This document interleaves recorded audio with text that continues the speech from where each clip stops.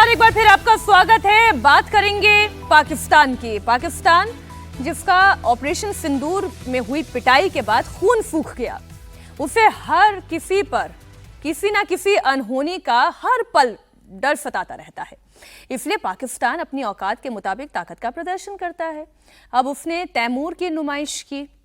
दावा किया गया कि तैमूर मिसाइल 600 किलोमीटर दूर तक मारक क्षमता रखता है। इसे भारत के S-400 डिफेंस सिस्टम को चकमा देने वाला बताया गया है। पाकिस्तान ने दावा किया कि इसकी शानदार तकनीक अच्छों के पसीने छुड़ा सकती है।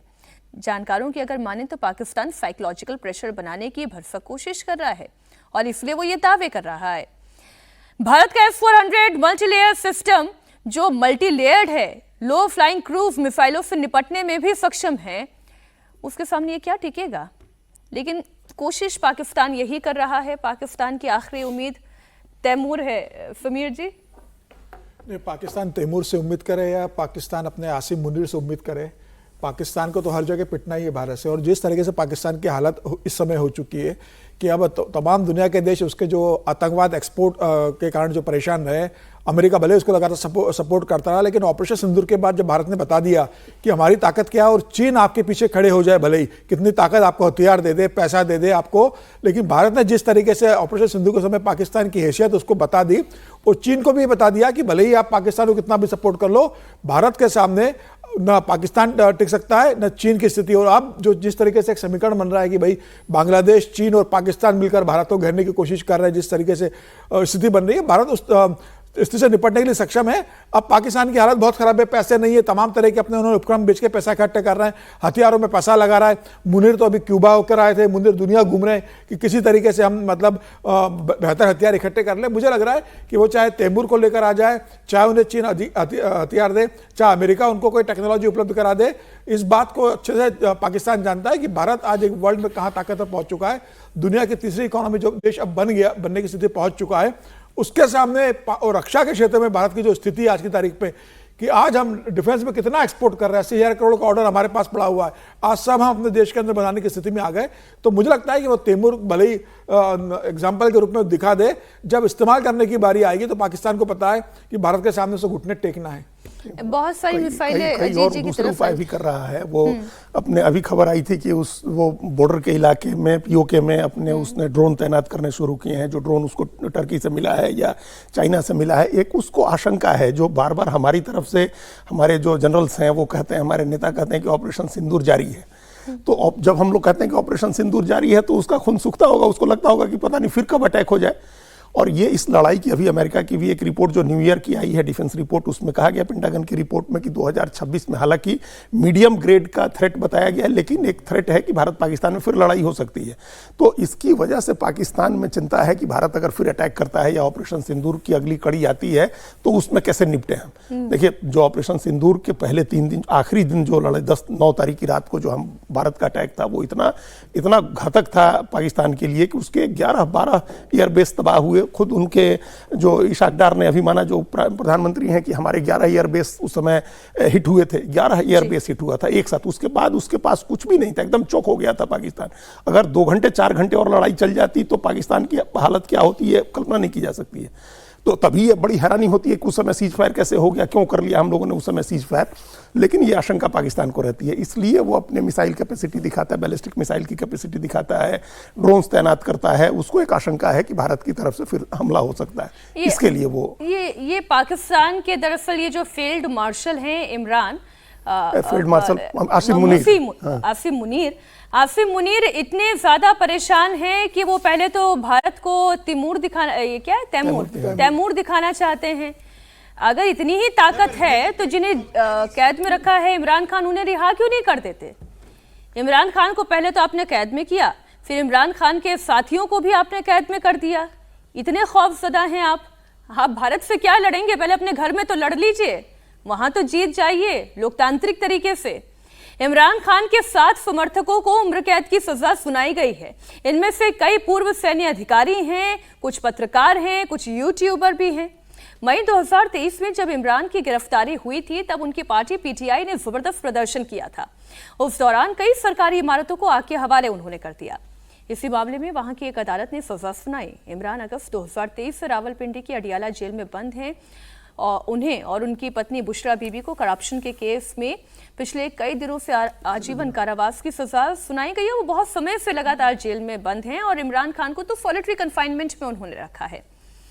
हालांकि अब ज्यादातर लोग ऐसे हैं विजय जी जो ये चाहते हैं, मतलब एक धड़ा बहुत बड़ा ऐसा है जो इमरान खान की रिहाई चाहता है, लेकिन वो ये धड़ा भी देख रहा है कि आसिम मुनीर अभी इमरान खान को रिहा करना तो दूर, वो जिंदा भी रह पाएंगे जेल में या नहीं, इस पर भी सवाल है। अब ऊपर से उनके 7 समर्थकों को और जेल डाल दिया। उनके नाम भी इस वक्त हम दिखा रहे हैं। साबिर शाकिर जो हैं वो पत्रकार हैं, शाहीन सेबाई हैं, उन्हें भी जेल में डाला गया है। बिल्कुल ठीक बात है वहाँ पर, लेकिन ये लड़ाई बढ़ गई है, इतना आसान नहीं है। आसिम मुनीर को डर लगा, आप जो कह रहे हैं ना खौफ है इमरान खान का, वो इसलिए क्योंकि पाकिस्तान का जो आवाम है वो सड़कों पर उतर आया है इमरान खान के लिए।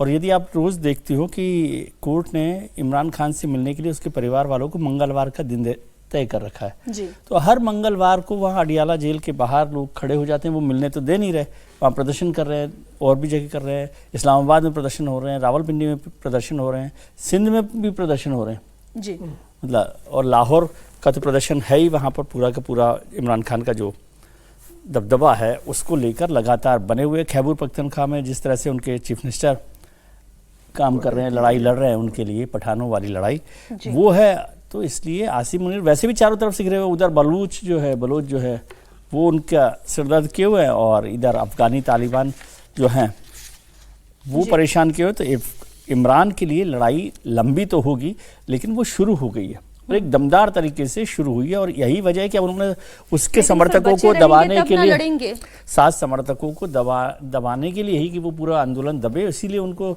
उम्र कैद की सजा 7 समर्थकों को दी गई है। नहीं, ऐसा नहीं है, जेल में है वो, बचेंगे नहीं बचेंगे, लड़ाइयाँ ऐसे ही लड़ी जाती है। अवाम जब लड़ाई लड़ने पर आ जाता है तो जो तानाशाह होते हैं, जनरल होते हैं, वो उससे खौफ खाते हैं और उसके लिए तरह तरीके के रास्ते देखते हैं। मैं बहुत उम्मीद में हूँ कि इमरान खान को लिए पाकिस्तान में एक मजबूत लड़ाई लड़ी जाएगी और लड़ी जा रही है। आसिम मुनीर को इतना ये समझ लेना कि जनरल हो गए तो वही हो जाएगा, फील्ड मार्शल हो गए तो उससे कुछ हो जाएगा, ऐसा कुछ नहीं होता। ये सब चलता रहता है। पाकिस्तान का इतिहास देख लें तो जितने जनरल और तानाशाह हुए हैं उनका क्या रहा है वो भी सबका मुनीर साहब को समझ में आ जाएगा। किसी को सत्ता में लाने के लिए लड़ाई है तो किसी को सत्ता से हटा देने के लिए लड़ाई है। अब कहानी कुर्सी की में बात ईरान की हो रही है क्योंकि वहां पर खामेनेई सत्ता में है, 47 साल से लगातार वहां पर उनका प्रभुत्व है, लेकिन अब वहां के एजेंसी ने कह दिया है कि बस अब और नहीं सहा जाएगा। इकोनॉमिक क्राइसिस चरम पर है। वहां की महिलाएं जो हैं लगातार दमनकारी कट्टरपंथी नीतियों की वजह से परेशान हैं, अपने बुर्के उतार कर फेंक रही हैं, अपने हिजाब लहरा रही हैं, सभी सड़क पर हैं। खामेनेई की सुप्रीमेसी को चैलेंज कर रहे हैं, खामेनेई से गद्दी छोड़ने की मांग कर रहे हैं। ईरान में जो आंदोलन तेहरान यूनिवर्सिटी से शुरू हुआ था वो बढ़ते बढ़ते ईरान के 70 शहरों तक पहुंच गया है। शहर शहर हिंसा हो रही है, आगजनी की तस्वीरें हैं, प्रदर्शनकारियों पर फायरिंग की जा रही है, प्रदर्शनकारियों को सामने से गोली मारी जा रही है। हिंसा प्रदर्शन में अब तक 15 से ज्यादा प्रदर्शनकारियों की मौत हो चुकी है, जबकि दर्जनों प्रदर्शनकारी घायल हुए हैं। कुछ तस्वीरें आपके सामने हम सिलसिलेवार तरीके से रखते चले जा रहे हैं क्योंकि ये वहां के प्रोटेस्ट की तस्वीरें हैं। वहां पर तख्ता पलट करने के लिए लोग सड़कों पर उतर आए हैं। पहले ये जब हमने कहानी कुर्सी की में ईरान पर चर्चा करनी शुरू की थी वो केवल तेहरान तक एक प्रोटेस्ट सीमित था, लेकिन बीते 7 दिनों में वो 7 शहरों से निकलकर 70 शहरों तक आ गया है। ट्रंप ने भी खामेनेई को धमकी दे दी कि अगर प्रदर्शनकारियों की हत्या होती है तो फिर अमेरिका दखल देगा। ये प्रोटेस्ट ईरान की बिगड़ती हुई अर्थव्यवस्था, खामेनेई की तानाशाही के खिलाफ सड़कों पर प्रदर्शनकारियों का हुजूम की तरह हमें नजर आ रहा है। ये लगातार तस्वीरें तो आपके सामने हैं ही, इस पर हम चर्चा शुरू कर लेते हैं। राकेश जी, अब इसमें हम ट्रंप वाले एंगल को हम थोड़ा बाद में छुएंगे, पहले तो खामेनेई पर हम बात कर लेते हैं। खामेनेई के लिए कितनी बड़ी चिंता है? नहीं, आपने जेएनजी की बात की तो जेएनजी आंदोलन खड़ा किया गया है या खड़ा हुआ है? क्योंकि अभी तक जहाँ जहाँ जेएनजी आंदोलन हुआ वहाँ के जो रिजल्ट आए वो ये आए कि जेएनजी आंदोलन खड़ा किया गया है, चाहे वो श्रीलंका हो, बांग्लादेश हो, नेपाल हो, वहाँ हर जगह जेएनजी को खड़ा किया गया। और एक सोशल मीडिया प्लेटफॉर्म से ऐसा एल्गोरिदम किया गया कि वो सारा जेएनजी वहाँ के सरकार के खिलाफ खड़ा हो गया। और उसके बाद नतीजा क्या हुआ? क्या श्रीलंका में सारी स्थितियां सुधर गई, बांग्लादेश में सुधर गई, नेपाल में सुधर गई। उसी तरह से ईरान में भी जो जेनजी आंदोलन खड़ा हुआ है तो वो एक सुनियोजित रणनीति के तहत खड़ा किया गया है। और मेरा मानना यह है कि आप बोलती है ट्रंप को बाद में लाएंगे, ट्रंप को पहले लाइए। ट्रंप को क्यों जरूरत पड़ गई ये कहने के लिए कि यदि प्रदर्शनकारियों पर हमला हुआ या उनको रोकने का प्रयास हुआ तो हम चुप नहीं बैठेंगे। आपकी चिंता प्रदर्शनकारियों पर क्यों है? क्योंकि यदि ईरान का आंतरिक मामला है तो आपको बोलने का हक तो नहीं है ना, वो आंतरिक मामला सुलझा लेंगे। आपको क्यों जरूरत पड़ी? मुझे लगता है जिस तरीके से बांग्लादेश में अमेरिका की तरफ उंगली उठ रही है, श्रीलंका में भी अमेरिका की तरफ उंगली उठ रही है, उसी तरह ईरान में भी अमेरिका की भूमिका से हम इनकार नहीं कर सकते। नहीं, अमेरिका की भूमिका से मैं इनकार नहीं कर रही हूं सर, लेकिन जब हम बांग्लादेश क्योंकि आप लेकर आए और बांग्लादेश की परिस्थिति को इस परिस्थिति से हम कंपेयर करके देखते हैं तो बांग्लादेश में कट्टरपंथियों के हाथ में बांग्लादेश दे दिया गया है और यहां ईरान में जो लड़ाई हो रही है वो कट्टरपंथियों के खिलाफ लड़ाई हो रही है। वहां पर महिलाएं अगर सड़क पर उतर रही हैं तो वो कट्टरपंथी इस्लामिक नीतियों के खिलाफ सड़क पर उतर रही हैं, वो अपने हक की मांग कर रही हैं। हाँ, अमेरिका का इसमें अपना इंटरेस्ट है, वो खामेनेई के खिलाफ अगर हैं तो हो सकता है उनके वो क्योंकि न्यूक्लियर वो वेपन बनाना चाहते हैं इसलिए उनके खिलाफ खड़े हैं। ईरान लगातार डोनाल्ड ट्रंप को चैलेंज करता है इसलिए डोनाल्ड ट्रंप उनके खिलाफ खड़े हैं। लेकिन यहाँ पर कहानी एकदम से देखा जाए कि बांग्लादेश अफगानिस्तान में भी आप देखिए कि तालिबान कौन है? क्या धर्मनिरपेक्ष है? तो फिर अफगानिस्तान में तो लड़कर भी बांग्लादेश सबसे बड़ी हार का अगर मुजस्समा कहीं बनेगा अमेरिका का, वो तो अफगानिस्तान में बनेगा। जिस तालिबान को भगाने के लिए उन्होंने किया उसी के हाथ में तालिबान सत्ता है अफगानिस्तान की। में जो चीज सूट करती है रणनीति उस हिसाब से बनाई जाए। ईरान में जो प्रोटेस्ट शुरू हुआ ये नेचुरल है, वो वहां के लोगों का प्रोटेस्ट है। बाद में अब जब एक पॉपुलर प्रोटेस्ट हुआ, आंदोलन बढ़ा, तो कोई ताकत शामिल हो जाए, कोई डीप स्टेट शामिल हो जाए, वो एक वो सेकंड स्टेज की बात होती है। यहाँ जो प्रोटेस्ट शुरू हुआ महसा अमीन की मौत के बाद हिजाब को लेकर के एक आंदोलन हम लोग देख रहे थे चल रहा है, वो बड़ा आंदोलन था और हम उसको सिर्फ ये नहीं कह सकते हैं कि वो किसी साजिश का नतीजा था, फिर उसको हम अंडरमाइन करेंगे। उसको थोड़ा जितना बड़ा आंदोलन था और जिस इशू को लेकर के है वो बड़ा इशू है, महिलाओं की मुक्ति, एक तरह से उनकी आज़ादी और उनके अपने जीने की शैली को लेकर के है। और अभी जो फिर दोबारा इस आंदोलन में दूसरा पहलू जुड़ गया वो महंगाई बेरोजगारी का है। आर्थिक पहलू वो क्या अभी अमेरिका हम लोगों के यहाँ क्या 4% से नीचे का रिजर्व बैंक ने रखा है कि महंगाई की दर 4% से ज्यादा नहीं होनी चाहिए, वहां 42% महंगाई है। और इस महंगाई की वजह से बेरोजगारी है, वहां चीजें इतनी महंगी हो रही हैं, तो वो एक जुड़ गया उसके साथ, एक महिलाओं की आजादी की लड़ाई। बांग्लादेश में भी अजीत जी एक छोटा सा मुद्दा था आरक्षण का। हाँ, तो देखिए जो आप महिलाओं के अधिकार की बात करें तो एक छोटे से मुद्दे को ही बड़ा रूप दिया जाता है और उसके अंदर कोई ना कोई ऐसा घुस जाता है। नेचुरल इशू होता है, लोग पॉपुलर प्रोटेस्ट के लिए उतरते हैं, फिर उसके बाद दूसरी ताकतें उसमें शामिल होती हैं।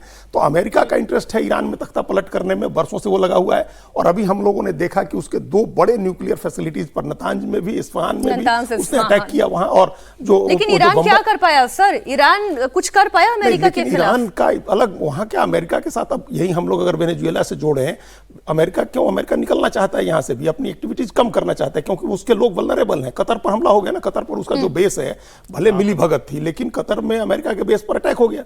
तो अमेरिका अगर अपने तेल के लिए, अपने एनर्जी के लिए वहीं वेस्टर्न हेमिस्फीयर में ही मजबूत हो जाता है, उसको जरूरत नहीं है इधर आने की मिडिल ईस्ट में, तो फिर इसको छोड़ देगा वो और यहाँ तख्ता पलट कर देगा वो। तो ये उसके अपने इंटरेस्ट है, वो एक बड़ा डायमेंशन वो जुड़ा हुआ है। लेकिन ये प्रोटेस्ट जो है ईरान के लोगों का, वहाँ की महिलाओं का, वहाँ के नौजवानों का, और एक बड़ी आबादी ऐसी जो बुजुर्ग भी हैं। आप जब सुबह चर्चा कर रहे थे तो वो देखा कि एक महिला जो है वो व्हील उस पर बैठ के अपना वो लेकर के सहारे जो है वो चल के प्रोटेस्ट जिन लोगों ने शाहजहां पहलवी का दौर देखा है, जिन लोगों ने एक लिबरल ईरान देखा है, वो भी तो चाह रहे होंगे कि वो लौटे के लिए वापसी की बात हो रही है। ईरान की लड़ाई को बांग्लादेश की लड़ाई के साथ नहीं जोड़ सकते। दोनों जगह अमेरिका होगा, इससे इनकार मैं नहीं कर रहा, लेकिन अमेरिका यहाँ पर उस आंदोलन के बाद आया कि भैया ये मेरे लिए मौका हो गया। बांग्लादेश में उसने मौका बनाया और इस तरह से किया। ईरान को समझने के लिए 50 साल समझने पड़ेंगे, 60 साल समझने पड़ेंगे।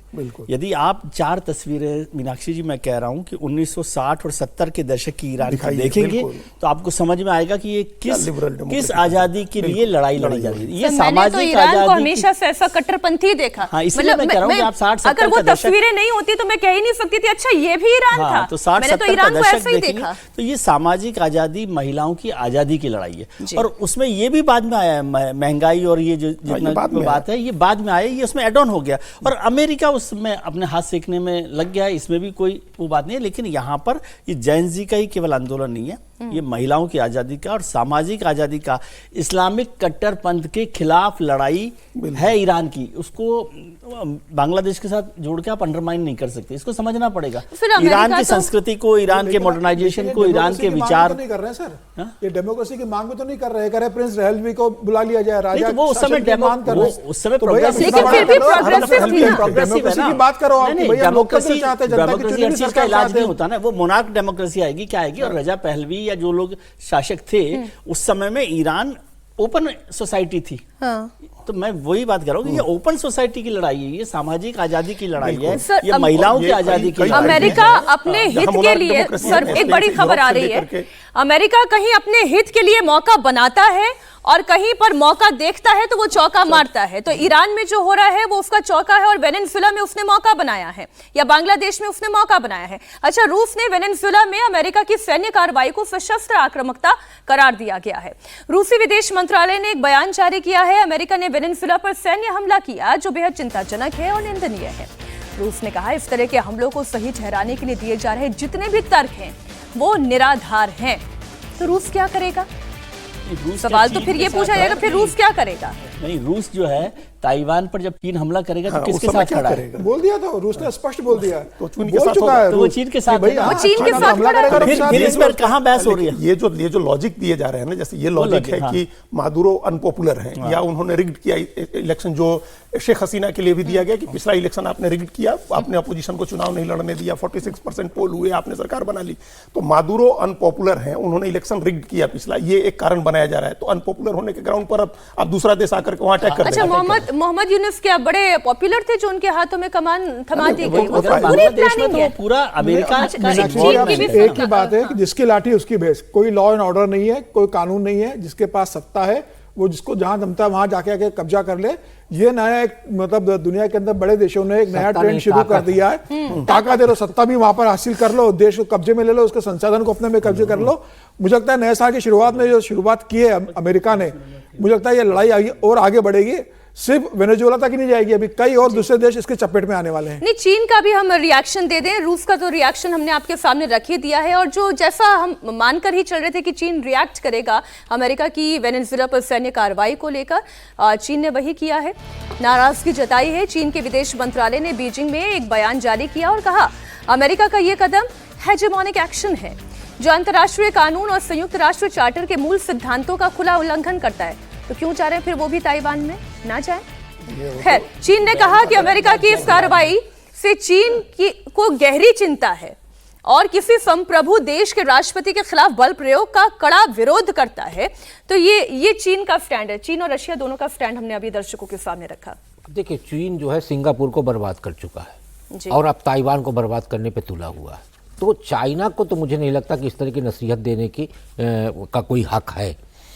रही बात जो मैं पहले बोला था कि चाइना और रसिया का बीच में आना कहीं ना कहीं ये जता रहा है कि इसका सामरिक दृष्टि बहुत महत्वपूर्ण है, क्योंकि आप देखिए कि जो कैरेबियन कंट्री हैं 1.5 दर्जन, वहाँ अमेरिकी सेना पूरी तरह से जमावड़ा बनाई जा रही है और उसके चलते रसिया को चाइना को ये लग रहा है कि जो लेफ्ट समर्थक वाले देश हैं वो यदि अमेरिका उन पे अधिग्रहित कर लिया, मैं अधिग्रहण शब्द की बात कर रहा हूँ, अधिग्रहित कर लिया, कब्जा कर लिया, तो हमारे लिए एक मुश्किल होगी, क्योंकि आज हम कहीं ना कहीं एक पोरस देख रहे हैं, तो कैरेबियन कंट्री से ही अमेरिका के लिए पोरस। तो क्या चीन युद्ध कर देगा अमेरिका? बात युद्ध की नहीं है, लेकिन हमें बंदोबस्त तो करके चलना पड़ेगा ना।